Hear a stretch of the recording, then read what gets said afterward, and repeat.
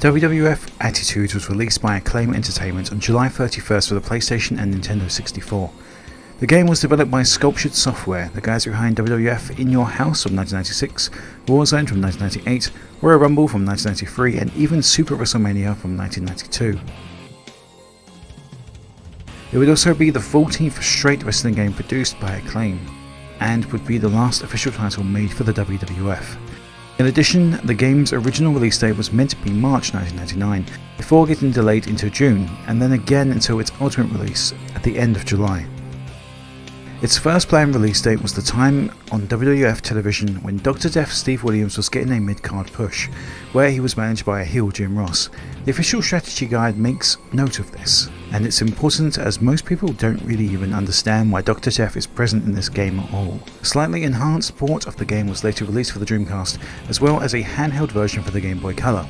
And although we'll talk in more details about the differences between console variations, I have to say straight away that the N64 version does not have different costumes that can be chosen. Something that honestly is very disappointing. Limiting the replayability of every single character in the game by making them always have their bland default outfit is 100% a sin. Especially when over on the PlayStation each wrestler has 4 attires in total that can be selected immediately after the game has started. It's kinda crazy to think about, especially when the other costumes are present in the game and you happen to choose a character 4 times over. Guess it's down to the limitations of the console and the cartridge-based gaming system in place, but I really don't get it. My silent rage! Even the Dreamcast version does not have access to alternative costumes when choosing your selected wrestler. The 𝓔𝓷𝓲𝓽𝓭 is in the house! This game of course is a sequel to WWF Warzone and the last WWF game to be published by Acclaim.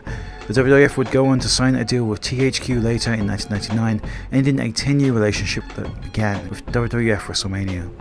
Were people excited for a new wrestling title after Warzone?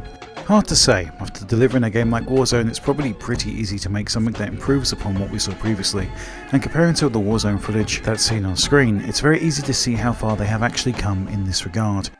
Presentation wise, this title looks leagues better. Even by just looking over the older footage of mine, you can see how far things have come. The graphics here are about what you expect. Textures resembling photos of the wrestlers stretched over a model composed of 20 polygons, having 2 polys for the left and right side of the faces. The skins themselves don't look too great, but the blood is especially bad looking.